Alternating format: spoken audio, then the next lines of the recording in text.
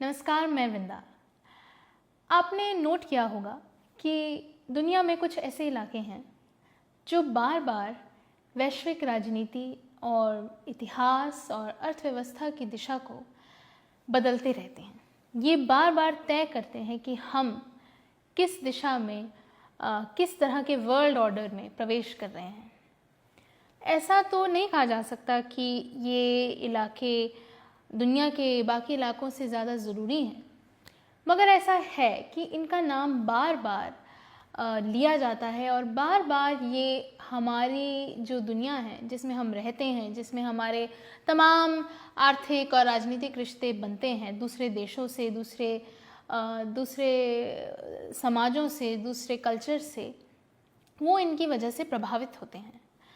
क्योंकि आज की तारीख में हम ये नहीं कह सकते हैं कि फ़लाँ देश में क्या हो रहा है उसका हम पर असर नहीं पड़ता। असर तो पड़ता है, और मैं सिर्फ ट्रेड या टूरिज़्म या सप्लाई चेन्स उस हिसाब से ये बात नहीं कह रही हूँ। मैं एक वैचारिक स्तर की बात कर रही हूँ, एक इमोशनल लाइफ की बात कर रही हूँ जो हम और आप सब जीते हैं। अगर आप पिछले 2-3 सालों की कुछ बड़ी बड़ी घटनाओं को देखिए, जैसे यूक्रेन में जो हुआ, गज़ा में जो हुआ, तो ये घटनाएं वहाँ तक सीमित नहीं रही हैं। ये सिर्फ न्यूज़ तक भी सीमित नहीं रही हैं, हम तक एक निजी स्तर पर हम तक पहुँची। इसमें सोशल मीडिया का बहुत बड़ा रोल है और मीडिया की पहुँच का भी रोल है। मीडिया की आलोचना भी बहुत होती है कि वो इन घटनाओं को कैसे कवर करता है, ख़ास तौर पर पश्चिमी मीडिया। पर फिर भी हम तक बहुत सी जानकारियाँ पहुँचती हैं और हमें वो अलग अलग तरह से हमें मूव करती हैं। गज़ा में कौन सी त्रासदी नहीं हुई, कौन सा ऐसा अपराध था जो हमने नहीं देखा, जो नहीं हुआ, और गज़ा के लिए करोड़ों लोग सड़कों पर उतरे। ये अलग बात है कि राजनीतिक रूप से क्या हुआ वहाँ पर। आज भी इजराइल का हमला जारी है, 1.5 साल से ज़्यादा वक्त बीत चुका है, मगर गज़ा ने दुनिया के लोगों की अंतरात्मा को बहुत बड़े पैमाने पर झकझोर दिया। बहुत से लोगों को एक हिम्मत दी प्रदर्शन करने की, बोलने की। लोगों ने अपनी नौकरियां छोड़ दी, अपने वीज़ा के नियमों के उल्लंघन में लोगों ने प्रदर्शन किया, अपनी निजी सुरक्षा के ख्याल को छोड़कर लोगों ने बयान दिए। यूनिवर्सिटीज़ अमेरिका में इस मुद्दे पर सरकार से भिड़ गई और लोगों ने बॉयकॉट्स किए। बड़ी बड़ी कंपनियों के काफ़ी बड़े बॉयकॉट्स हुए, इतने कि कुछ कंपनियों ने ये माना कि गज़ा के कारण, क्योंकि उनमें इजराइल का पैसा लगा था इन कंपनीज़ में, तो उस वजह से इनका जो बॉयकॉट हुआ, जो लोगों ने मास लेवल पर बॉयकॉट किया, उनका बहिष्कार किया, तो उन कंपनीज़ को एक्चुअली घाटा हुआ। ये जो कैंपेन्स थे, अगर हम इन्हें कहें, ये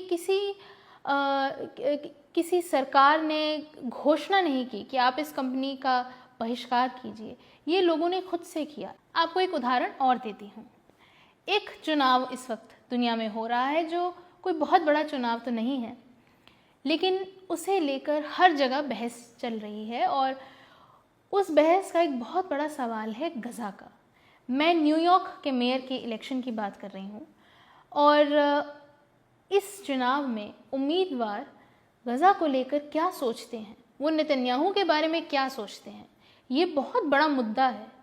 न्यूयॉर्क के लोग इस बारे में अपने उम्मीदवारों से जवाब चाहते हैं कि वो गज़ा के इस नरसंहार को किस नज़र से देखते हैं, वो नेतन्याहू के न्यूयॉर्क आने पर क्या करेंगे। इसे लेकर भी लोगों ने ये फैसला किया कि वो किस प्रत्याशी के साथ जाना चाहते हैं।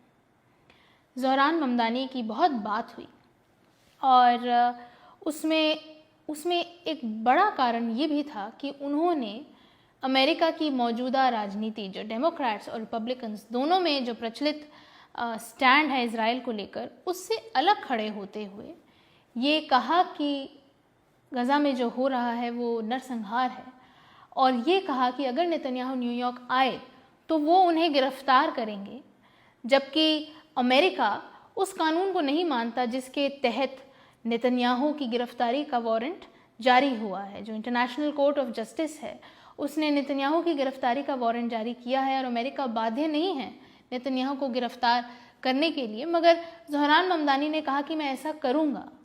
और इस बात की चर्चा सिर्फ न्यूयॉर्क में नहीं हुई, ये भारत के मीडिया में भी हुई, हमारे सोशल मीडिया हैंडल्स पर हुई, हम तक भी, मुझ तक भी ज़हरान के कैंपेन के वीडियोस पहुँचे और उनके बयानों की जो बहस है उसे लेकर जो बहस थी वो हमने भी सुनी।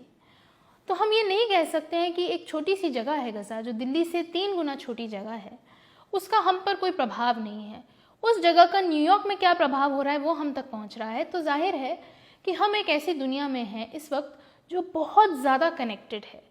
और इसीलिए जब अमेरिका को लेकर ये खबर आने लगी कि क्या अमेरिका इज़राइल और ईरान के टकराव में शामिल होने वाला है, क्या वो ईरान पर हमला करने वाला है, क्या वो इज़राइल के दबाव में झुककर ईरान के परमाणु संस्थानों पर हमला करेगा, ये जो खबर थी इसने पूरी दुनिया में तहलका मचा दिया और इतनी बहस होने लगी।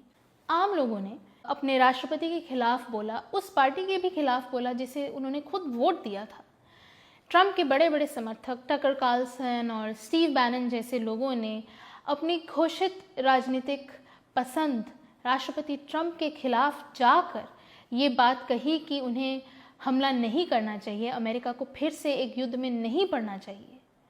क्योंकि अमेरिका के इतिहास में, ख़ास तौर पर उसका जो आधुनिक इतिहास है, पिछले 20-25 सालों में अगर आप देखें तो अमेरिका ने इस इलाके में, मिडल ईस्ट के इलाके में 2 बड़े युद्ध लड़े, एक इराक वॉर और एक अफ़गानिस्तान वॉर।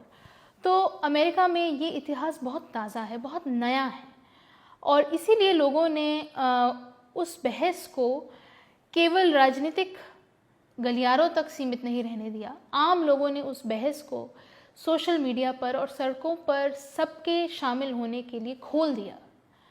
और इसीलिए मैंने ये बात शुरू की कि कुछ इलाके ऐसे हैं मिडल ईस्ट जो बार बार दुनिया की राजनीति को बदलते हैं, उस पर असर डालते हैं, उसे प्रभावित करते हैं। मगर हम जो भारत में बैठे हैं, हमारे लिए मिडल ईस्ट क्या है? अभी जब ये टकराव हुआ तो तभी पता चला कि मिडल ईस्ट के तो इतने सारे एक्सपर्ट हर जगह हैं। अगर हमें ये पहले ही पता होता तो शायद मुझे ये वीडियो नहीं बनाना पड़ता। पर आप जब मिडल ईस्ट के बारे में सुनते हैं कि कोई खबर देखते हैं, उसकी कोई खबर देखते हैं, कुछ ये शब्द सुनते हैं मिडल ईस्ट, तो आप क्या सोचते हैं? क्या आपको रेगिस्तान नज़र आते हैं या आपको तेल के भंडार नज़र आते हैं? क्या आपको दुबई और रियाद की भव्यता नज़र आती है या फिर आपको सीरिया और इराक और गज़ा नज़र आता है? क्या आपके लिए मिडल ईस्ट के सभी देश सिर्फ अरब देश हैं, मुसलमान देश हैं, या आप इस बात को जानते हैं कि वहाँ पर बहुत बड़ी माइग्रेंट कम्युनिटी है, बहुत से दुनिया के अलग अलग देशों के लोग, ख़ास तौर पर भारत के बहुत सारे लोग वहाँ पर जाकर काम करते हैं, वहाँ पर बसे हुए हैं। मिडल ईस्ट के जो अलग अलग देश हैं इनमें आपस में भी बहुत टकराव है। हम अक्सर ऐसे न्यूज़ में देखते हैं कि जैसे कोई मिडल ईस्ट एक टुकड़ा है जो बाकी दुनिया से अलग है, मगर मिडल ईस्ट के अंदर अपने आप में बहुत से फ़र्क हैं, बहुत से तरह तरह की संस्कृतियां हैं, बहुत सी सभ्यताओं का इतिहास वहाँ है। और जब हम न्यूज़ में होते हैं बतौर दर्शक और बतौर पत्रकार भी, हम अक्सर ऐसे शब्दों का इस्तेमाल करते रहते हैं जिनका इतिहास हम खुद नहीं जानते, जिनकी राजनीति के बारे में हम ठीक से नहीं जानते। हम ये नहीं जानते कि वहाँ रहने वाले लोग मिडल ईस्ट शब्द को क्या पसंद करते हैं, क्या वो मिडल ईस्टर्न कहलाना चाहते हैं या वो कोई और शब्द पसंद करते हैं और क्यों। तो मुझे लगा जब इतनी तरह की हेडलाइंस आप हर समय देखते हैं जिसमें मिडल ईस्ट को बार बार उसका जिक्र आता है, तो मैंने सोचा कि ज़रा देखा जाए कि इसे मिडल ईस्ट क्यों कहते हैं। सीधा सा सवाल है ना। और उसके लिए मैंने पहले यूट्यूब पर एक बहुत बेसिक सर्च किया। पिछले 1.5-2 सालों में मिडल ईस्ट को लेकर कौन से बड़े शोज़ बने हैं, कौन से ऐसे वीडियोस थे जो बहुत देखे गए। मैंने ज़रा उनको सर्च किया और उन हेडलाइंस को मैं आपके सामने ज़रा पढ़ना चाहती हूँ। तो एक हेडलाइन है, How the Middle East became so chaotic. Why the Middle East is important to the US. Why there is always war in the Middle East. Middle East में हर समय जंग क्यों है? Middle East के इन मुस्लिम देशों में क्यों है उबाल? The Middle East's Cold War explained. Why does the Middle East always fight? Middle East हमेशा लड़ता क्यों रहता है? Why the Middle East borders guarantee forever wars? Middle East के borders ऐसे क्यों हैं कि वहाँ पर अनंत काल तक हमेशा के लिए युद्ध ही होता रहेगा? How the First World War created the Middle East conflicts? और फिर इसके अलावा तमाम तरह की tensions rise in the Middle East में बिगड़ते हालात और इस तरह की हेडलाइंस आपको दिखेंगी, जिससे पता चलता है कि मिडल ईस्ट के बारे में जब हम बात करते हैं तो हम युद्ध के लेंस से मिडल ईस्ट को देखना, इस इलाके को देखना बहुत पसंद करते हैं। हमें हमारी न्यूज़ जो है वो ऐसा दर्शाएगी कि जैसे वहाँ पर युद्ध के अलावा और कुछ होता नहीं है, वहाँ पर बम ही गिरता है और बम ही बनता है। जबकि अगर आप इस इलाके की कुछ जो बड़ी घटनाएं हुई हैं पिछले कुछ सालों की, अगर वो उठाकर देखिए तो ये सवाल बदल जाना चाहिए कि मिडिल ईस्ट में ही टकराव हो रहा है। टकराव हो क्यों रहा है उसकी बात नहीं होती। इराक में किसने युद्ध किया? अमेरिका ने। सीरिया में किसने हस्तक्षेप किया? अमेरिका ने। यमन पर किसने बम गिराए? अमेरिका ने। अफ़गानिस्तान में कौन गया? अफ़गानिस्तान को लेकर खैर एक ये भी कहा जा सकता है कि क्या वो मिडिल ईस्ट का भाग नहीं है, पर कुछ लोग उसे भी मानते हैं। तो for the sake of argument, America में अफ़गानिस्तान में किसने हमला किया? अमेरिका ने। गज़ा पर कौन हमला कर रहा है? इज़राइल। किसके बम से? अमेरिका के बम से। और मदद कौन पहुंचा रहा है? वो भी अमेरिका पहुंचा रहा है। तो एक तरफ मदद देता है और एक तरफ बम देता है। ईरान पर किसने हमला किया? इज़राइल ने। किसकी शहर पर और किसे बुलाकर फिर परमाणु ठिकानों पर हमला करवाया? अमेरिका को। तो हम बार बार देखेंगे कि इस इलाके की राजनीति में अमेरिका बहुत गहरा घुसा हुआ है, लेकिन हम अमेरिका की बात नहीं करते। हम ये नहीं कहते कि आपको कभी ऐसी हेडलाइन नहीं मिलेगी कि अमेरिका क्यों बार बार जाके युद्ध कर रहा है। अमेरिका ही वो देश है जो इन इलाकों में, मिडल ईस्ट के इन देशों में युद्ध करवा रहा है, टकराव करवा रहा है। लेकिन उस इलाके की ऐसी छवि बना दी जाती है कि जैसे कि वो ही बार बार युद्ध में शामिल है, युद्ध कर रहे हैं, युद्ध करना चाहते हैं। इसका एक कारण ये भी है कि पश्चिमी मीडिया की जो पहुंच है वो दुनिया के बाकी मीडिया से कहीं ज़्यादा है। और पश्चिमी मीडिया को जो कंट्रोल करता है, जाहिर है वो ये भी कंट्रोल करता है कि मीडिया की बातचीत में, उसके नैरेटिव में अमेरिका की क्या पहचान होगी। जब 2003 में अमेरिका ने इराक पर हमला किया तो बार बार कहा गया कि सद्दाम हुसैन के पास वेपन्स ऑफ मास डिस्ट्रक्शन है। बाद में जब इतने देशों ने मिलकर इराक पर हमला किया, उसे बर्बाद कर दिया, बाद में जाकर इस बात को स्वीकारा गया कि हाँ, ऐसे कोई हथियार वहाँ नहीं थे। फिर भी युद्ध हुआ और जारी रहा।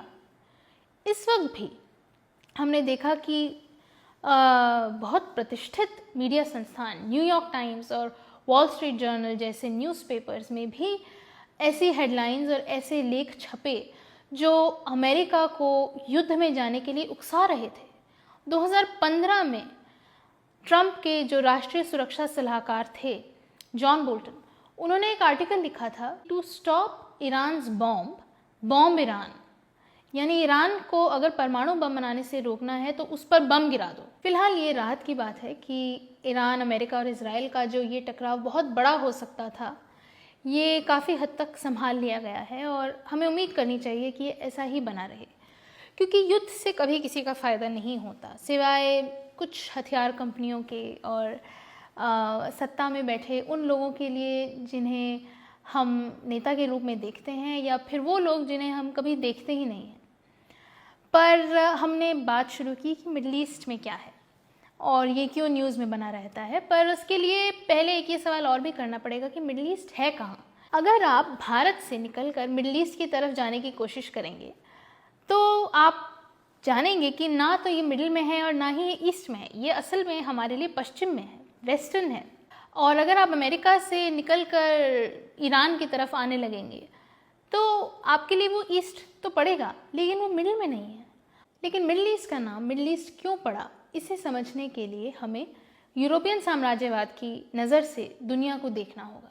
जब यूरोप के कुछ देश जैसे फ्रांस या बेल्जियम या जर्मनी, स्पेन, जब ये देश दुनिया के केंद्र में देखे गए तो बाकी इलाकों के नाम उन्हीं के आधार पर पड़े। 20वीं सदी की शुरुआत से कुछ दशक पहले तक जो पूर्वी यूरोप के देश थे और जो बाल्कन देश थे, इन्हें कहा गया नियर ईस्ट, क्योंकि ये ब्रिटेन के काफ़ी पास थे, उसके ईस्ट में थे लेकिन उससे काफ़ी करीब थे। और जो चीन और जापान जैसे देश थे, ये सब फार ईस्ट थे, क्योंकि ये काफ़ी दूर थे, पूर्व में ही थे, काफ़ी दूर थे। और इन सब के बीच में जो इलाका था, इसका नाम पड़ा मिडल ईस्ट। शुरुआत में ऑटोमन साम्राज्य के गिरने तक 1918 तक ऑटोमन एम्पायर को भी नियर ईस्ट में ही माना जाता था, मगर जब वो साम्राज्य गिर जाता है तब मिडल ईस्ट जो है उसके अंदर इन देशों की गिनती भी होने लगती है जो पहले ऑटोमन साम्राज्य का हिस्सा थे। 1930 में एक ब्रिटेन जो है, ब्रिटेन की सेना जो है वो कायरो में, इजिप्ट में एक मिडल ईस्ट कमांड का गठन करती है। तो मिडल ईस्ट जो शब्द है वो धीरे धीरे काफ़ी आधिकारिक रूप से इस्तेमाल होने लगता है। 1946 में एक मिडल ईस्ट इंस्टीट्यूट गठन उसका होता है वॉशिंगटन डीसी में, और वो आज तक काम कर रहा है। ये एक थिंक टैंक है जो आज तक काम करता है। फिर 1957 में आइजनहावर अमेरिका के राष्ट्रपति थे, वो एक डॉक्ट्रिन जारी करते हैं जिसमें मिडल ईस्ट शब्द जो है ये बार बार इस्तेमाल होता है, और इस तरह से मिडल ईस्ट जो है वो राजनीति और पॉलिसी में आम हो जाता है, इस शब्द का प्रचलन आम हो जाता है। और ये शब्द नया है, मगर इस इलाके में रहने वाले लोगों का जो इतिहास है वो नया नहीं है। अगर आप साहित्य में देखें, इतिहास में देखें, तो कई तरह के पूर्वाग्रह इस इलाके को लेकर हमें बार बार नज़र आते हैं। शेक्सपियर का एक प्ले है ओथेलो, उसमें जो मुख्य किरदार है जिसका नाम ओथेलो ही है, वो वेनिस में एक शायद एक सैन्य कमांडर है, और वो उसके कुछ तार साइप्रस से भी जुड़े हैं जो कि मिडल ईस्ट की गिनती में शामिल है ये देश। तो वो वहाँ से है, और वेनिस में जो भी उसके इर्द गिर्द जो भी लोग हैं वो उसे बड़ी संदेह की दृष्टि से देखते हैं, उन्हें उस पर विश्वास नहीं होता। वो ओथेलो एक वेनिस के एक व्यापारी की बेटी से भी शादी कर लेता है, तो लोग उस पर और भी ज़्यादा शक करते हैं और ज़्यादा उसे चिढ़ने लगते हैं, और उसकी त्वचा का रंग बाकियों से गहरा है। इस सब पर बार बार टिप्पणी होती है। तमाम तरह के षड्यंत्र ओथेलो के खिलाफ रचे जाते हैं। तो 17वीं शताब्दी के एक प्ले में जो स्टीरियोटाइप्स हैं, जो पूर्वाग्रह हैं, वो कई तरह से हम कह सकते हैं कि आज भी चले आ रहे हैं। और इस इलाके में जो इतिहास रहा है वो वैसा क्यों रहा, पश्चिम के देशों ने मिडल ईस्ट के इन देशों को किस नज़र से देखा, उनके साथ उनका कैसा रिश्ता रहा, उसे समझने के लिए एक थ्योरी है जिसका नाम है ओरिएंटलिज्म।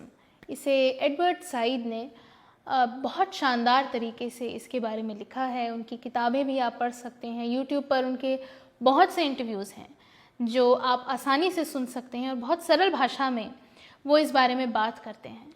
तो जो मिडल ईस्ट का मौजूदा इतिहास है वो बहुत पुराना है, और दूसरे देशों का इस इलाके के साथ कैसा रिश्ता रहा है उसे समझने के लिए हम सिर्फ आज की राजनीति तक सीमित नहीं रह सकते। पर पहले साम्राज्य हुआ करते थे तो बात अलग तरह से की जाती थी, और अब देशों की बात होती है।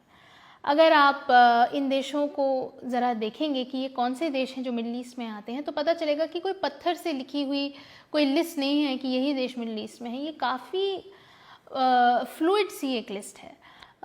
कुछ देश गिने जाते हैं कुछ गिनतियों में, कभी नहीं गिने जाते हैं। यही देश गल्फ़ कंट्रीज़ की लिस्ट में आते हैं, यही देश कभी ओपेक देशों में गिने जाते हैं, कभी ये OIC की सूची में शामिल होते हैं। तो ये देश कौन से हैं, इस पर थोड़ी सी नज़र डालनी चाहिए। अब जैसे इसमें कुछ बड़े बड़े समूह हैं। एक हैं अरेबियन पेनिनसुला में आने वाले देश। पेनिनसुला यानी ज़मीन का ऐसा टुकड़ा जो 3 तरफ से पानी से घिरा हो, जैसे भारत भी है। तो जो अरेबियन पेनिनसुला है उसमें Saudi Arabia, Kuwait, Yemen, Oman, Bahrain, Qatar और यूनाइटेड अरब एमिरेट्स, इन जैसे देश, ये जो देश हैं ये शामिल हैं। और इनके अलावा ये सब मिडल ईस्ट में आते हैं। इनके अलावा लिवेंट जो इलाका है उसके देश हैं Syria, Lebanon, Israel, Jordan, West Bank, Gaza, इनको भी मिडल ईस्ट में गिना जाता है। फिर टर्की, इजिप्ट, ईरान और इराक़ को भी इसी सूची में शामिल किया जाता है। जैसा मैंने आपको बताया, कुछ लोग कभी कभी अफ़गानिस्तान को भी इसमें गिन लेंगे। तो ये बड़ी ही एक लूज सी टर्म है, इसमें कभी किसी की गिनती होती है, कभी नहीं होती है। और ये इसलिए है क्योंकि ये कोई ये ज्योग्राफिकल शब्द नहीं है, ये कोई भौगोलिक शब्द नहीं है, ये राजनीतिक टर्म है। अक्सर वहाँ के लोग खुद को मिडल ईस्टर्न कहलाना भी पसंद नहीं करते, क्योंकि इन सब में जो सभ्यता और संस्कृति है वो बहुत बहुत ज़्यादा बदलती जाती है। जैसे ही आप एक देश से दूसरे देश में जाएंगे, भाषा बदलती है, खान पान बदलता है। हमें लगता है कि शायद वहाँ केवल रेगिस्तान ही है, मगर लेबनान में तो बड़े बड़े जंगल भी हैं। तो ये बहुत ही विविध इलाका है। अरब समुदाय जो है इसका शुरुआती इतिहास अरेबियन पेनिनसुला में है, मगर ऐसा नहीं है कि इन इलाकों में आज की तारीख में केवल अरब लोग ही रहते हैं। यहाँ पर बहुत बड़ा प्रवासी समाज रहता है जो दुनिया के तमाम देशों से आया है। दुबई जैसा जो शहर है वो बहुत कॉस्मोपॉलिटन है, दुनिया के बड़े बड़े देशों में उसकी बड़े बड़े शहरों में उसकी गिनती होती है। न्यूयॉर्क और सिंगापुर और लंदन जैसे देशों के साथ में दुबई को गिना जाता है। तो जो आधुनिक समझ है वो पुराने इतिहास से बड़ी अलग है। जो उसकी वास्तविकता है वो वैसी नहीं है जैसी हम पूरे मिडिल ईस्ट के बारे में सोचते हैं। वो बहुत बदलाव की जगह है। मैंने लेवेंट का नाम लिया, ये इलाका क्या है, इसकी भी असल में कोई साफ परिभाषा नहीं है। ये इलाका मिडिल ईस्ट में गिना जाता है, मगर इसकी अपनी एक बड़ी ही अलग छवि है, इसका अपना बहुत लंबा, बहुत पुराना इतिहास है। लेबनान इस इलाके में आता है और जॉर्डन, पैलेस्टाइन, इज़राइल इस इलाके में आते हैं। अगर हम नस्ल के हिसाब से बात करें तो अरेबियन और पर्शियन और कुर्दी और तुर्की, सभी तरह के लोग इस इलाके में रहते हैं। हम सिर्फ मिडिल ईस्ट कह देते हैं, लेकिन यहाँ पर आप अगर ज़मीन पर जाएं तो कितनी विविधता है। फिर इन्हें एक और टर्म से बुलाया जाता है, एक और शब्द इस्तेमाल होता है, खाड़ी के देश, गल्फ़ कंट्रीज़। वो इसलिए है क्योंकि जो पर्शियन गल्फ़ है उसके इर्द गिर्द जो देश बसे हैं उन्हें कहा जाता है गल्फ़ कंट्रीज़। इस गिनती में 7 देश शामिल हैं, जैसे Bahrain, Kuwait, Iraq, Oman, Qatar, Saudi Arabia और यूएई। अब इनमें से 6 देश अलग से मिलकर गल्फ़ कोऑपरेशन काउंसिल भी बनाते हैं, जिसमें इराक़ शामिल नहीं है। और यहाँ पर तेल इतना ज़्यादा मिलता है इन देशों में, जो दुनिया के सबसे ज़्यादा बड़े जो तेल के उत्पादक देश हैं उनमें से अधिकतर आपको यहीं पर मिलेंगे। तो इसलिए यहाँ पर ओपेक भी है। क्योंकि इन देशों में मुस्लिम आबादी काफ़ी ज़्यादा है, इस वजह से भी और इसलिए भी क्योंकि कई देशों की धार्मिक पहचान मुस्लिम देश की है, इस वजह से बहुत से देश OIC के भी सदस्य हैं, ऑर्गेनाइजेशन ऑफ इस्लामिक कंट्रीज़ के। तो हम बार बार मिडिल ईस्ट को एक ही ढांचे में फ़िट करना चाहते हैं, एक ही नज़र से उसे देखना चाहते हैं कि यहाँ पर युद्ध होता है, टकराव होता है, यहाँ आतंकवाद है। लेकिन ज़मीन पर बहुत सी विविधताएं हैं जो इन देशों में और इन देशों में रहने वाले लोगों को अलग बनाती है। अगर हम मिडिल ईस्ट के अलावा कोई और शब्द का इस्तेमाल करना चाहें तो शायद वेस्ट एशिया का इस्तेमाल कर सकते हैं, क्योंकि अगर आप एशिया का नक्शा देखें तो एशिया में वेस्ट की तरफ यानी पश्चिम की तरफ ये देश दिखाई देते हैं। और इसे लेकर काफ़ी लंबा इतिहास भी है और विवाद भी है कि उत्तर की दिशा नक्शे में ऊपर क्यों है। ये असल में हमेशा से ऐसा नहीं था। रोमन साम्राज्य में, उस समय में रोमन काल में जो नक्शे बना करते थे उनमें ईस्ट, सूरज के उदय की जो दिशा थी, पूर्व जो है वो नक्शे में ऊपर हुआ करता था। मगर 15वीं 16वीं शताब्दी आते आते उत्तर की दिशा जो है वो ऊपर होने लगी। तो नक्शे की जो राजनीति है और इसके कारण जो नाम पड़ते हैं वो बहुत उलझी हुई है। हमें बस एक शब्द मिल जाता है मिडल ईस्ट और हम बस उसी का इस्तेमाल करते रहते हैं। अब ये इलाका जो है ये तेल भी यहाँ पर बहुत ज़्यादा है, बहुत संपन्न इलाका है अगर आप देखें, मगर इसी इलाके में दुनिया के बहुत बुरे युद्ध भी लड़े गए। बार बार यहाँ के लोगों ने राजनीतिक अस्थिरता का सामना किया, सरकारें गिराई गई, नई सरकारें खड़ी हुईं। इसे समझने के लिए एक और एक लेंस का इस्तेमाल हो सकता है जिसे कहते हैं पैराडॉक्स ऑफ प्लेंटी, यानी ऐसे इलाके जहाँ पर सब कुछ है, जहाँ पर तमाम तरह की संपन्नता है, कुदरती रूप से जो बहुत समृद्ध इलाके हैं, वहाँ पर कई बार राजनीतिक अस्थिरता और युद्ध और टकराव इतना ज़्यादा होता है कि वहाँ रहने वाले लोगों को उस संपन्नता का लाभ नहीं मिल पाता। भारत में भी झारखंड या छत्तीसगढ़ जैसे इलाकों के बारे में इस टर्म का इस्तेमाल होता है कि यहाँ plenty of paradox of plenty है, यानी सब कुछ होते हुए भी यहाँ पर संपन्नता नहीं है। इस टकराव में बार बार ईरान के परमाणु हथियारों की बात हुई, मगर ईरान के तेल की बात नहीं हुई। ईरान दुनिया का चौथा सबसे संपन्न देश है तेल के मामले में। तो क्या बात हो रही है और क्या नहीं हो रही है, इस पर भी नज़र रखनी चाहिए। ईरान में सत्ता पलटने की बात की गई, ये मांग की गई कि खामेनेई की हत्या कर दी जाए, मगर ईरान में जो तेल के भंडार हैं उसे लेकर बहुत कम बात हुई। तो अगली बार जब आप मिडल ईस्ट की कोई बात सुने तो इस समृद्ध इतिहास को, इस उलझी हुई राजनीति को भी याद करने की कोशिश कीजिए। ये कहीं ना कहीं मीडिया का भी एक फेलियर है कि हम इतने संपन्न इलाके और इतने समृद्ध समाज के इस इतिहास को सिर्फ मिडल ईस्ट कहकर छोड़ देते हैं। हम उसे सिर्फ युद्ध के ढांचे में, उसी एक सांचे में समेट कर रखना चाहते हैं, जबकि उसे तोड़ने की बहुत ज़रूरत है। हम जिस दुनिया में रहते हैं वहाँ एक दूसरे को समझने की ज़रूरत शायद पहले से कहीं ज़्यादा है, और ये समझ बनाने के लिए और इन पुराने ढांचों को और इन सांचों को तोड़ने के लिए बहुत मेहनत करनी पड़ती है। और वो मेहनत केवल पत्रकार की नहीं है मगर आपकी भी है।